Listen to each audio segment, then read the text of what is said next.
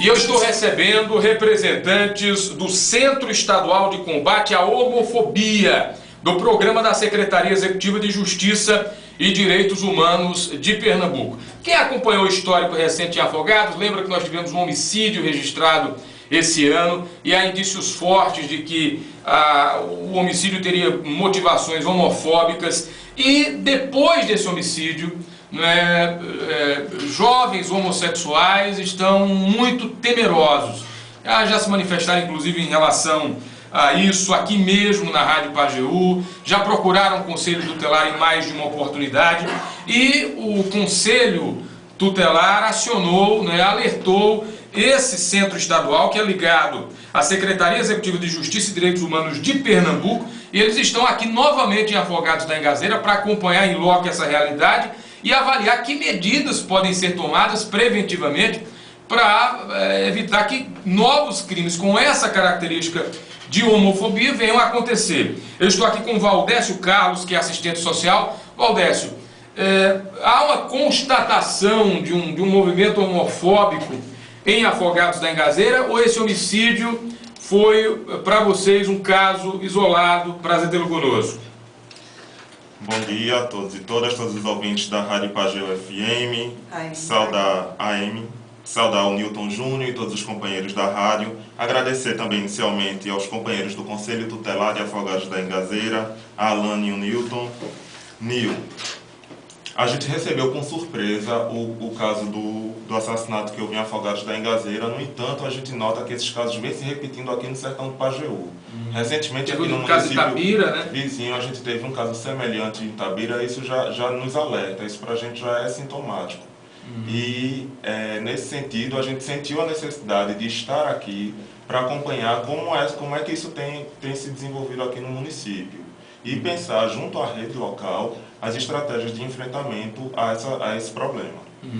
E, em linhas gerais, quando acontece um homicídio com as características do que aconteceu aqui, ou do que aconteceu em Itabira, que ainda está no plano da investigação também, qual é o procedimento padrão do Centro de Combate à Homofobia? É acompanhar, é dar suporte às autoridades policiais, é cobrar uma ação mais efetiva por conta do viés homofóbico? Qual é o enfrentamento?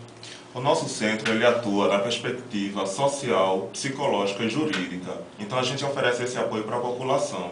No caso como o da violência homofóbica, o assassinato de homossexual, é muito comum os familiares não terem o interesse de ir na delegacia, de cobrar que as investigações aconteçam, porque muitas vezes a homossexualidade ela é um tabu ainda dentro da própria família. Então, a gente, com esse suporte social, psicológico e jurídico, a gente acompanha a família e também a gente tenta acompanhar esse processo na delegacia, junto também ao Poder Judiciário, para que a investigação ela tenha um caminho e um sucesso. Ou seja, as famílias de vítimas da homofobia às vezes têm receio de que a investigação até vá adiante para que não se revele no curso que a vítima era homossexual. Exatamente. A homossexualidade para muitas famílias ainda é um sentimento de vergonha. Então, para muitas delas é mais confortável, esquecer o assunto e tentar superar isso até com uma estratégia de defesa.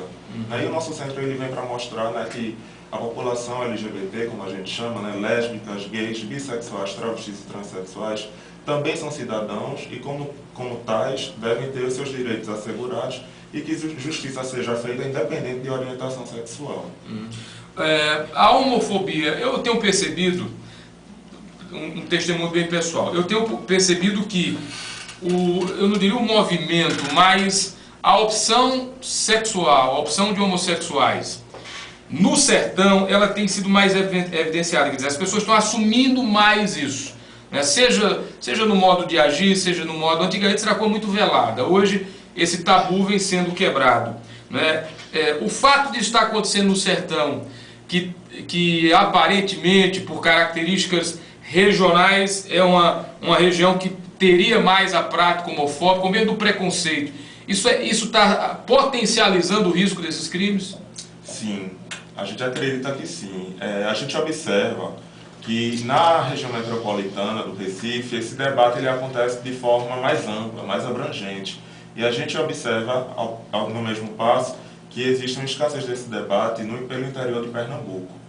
Então, o que em Recife já vem sendo uma tradição, como, por exemplo, as paradas da diversidade que ocorrem pelos movimentos políticos organizados que lá existem, aqui no sertão de Pernambuco tem sido uma novidade, né? E a gente observa que tem tido uma reação nesse movimento, né? Na medida em que essas pessoas elas afirmam a sua sexualidade atrelada à sua cidadania, a gente observa que os setores mais conservadores, né, se sentem ameaçados e a partir disso a gente verifica essas violações de direitos humanos que pode ser o assassinato, né, de um sujeito homossexual, mas muitas vezes, antes do assassinato, existe uma série de outras violações que acontecem, né, e muitas vezes elas nem são reconhecidas como tais, como por exemplo a questão do nome social para a população travesti transexual, né, que não é respeitado.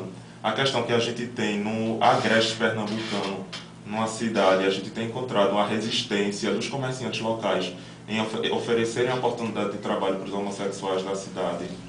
Então a gente observa que o preconceito ele se manifesta de várias formas e essa evidência da homossexualidade, que no nosso conceito é uma questão que sempre existiu, a homossexualidade é histórica, ela nesse momento, na medida em que ela aparece socialmente, né, que ela quebra essa regra da heteronormatividade, existe uma resistência dos grupos mais conservadores para que isso não se torne uma questão pública, uma questão social.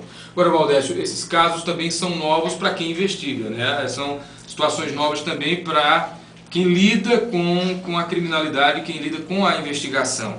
Como é que está sendo o suporte e como é que está sendo o enfrentamento desses crimes pelas autoridades, a Polícia Civil, o Poder Judiciário, já que se sabe historicamente que em algumas situações o preconceito também contamina às vezes até a investigação, dependendo das circunstâncias, né?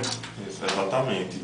Em muitos dos casos de violação de direitos humanos contra homossexuais, a gente observa que quando eles vão recorrer a uma delegacia para prestar uma queixa, muitas vezes essa denúncia ela é minimizada pelos próprios agentes públicos e o homossexual ele é impedido até de formalizar essa queixa, né? Então a gente também é muito procurado por isso. Uma coisa que tem sido um entrave nessa discussão é a questão da criminalização da homofobia, que é o que está em pauta hoje. A violência contra pessoas negras, por exemplo, hoje já em tem dia, uma legislação muito já existe uma legislação específica que de alguma forma protege essa população. Embora a gente saiba que o nosso país continua sendo um país racista, mas as pessoas temem em agredir uma pessoa em função de sua cor. Então, nesse sentido, a lei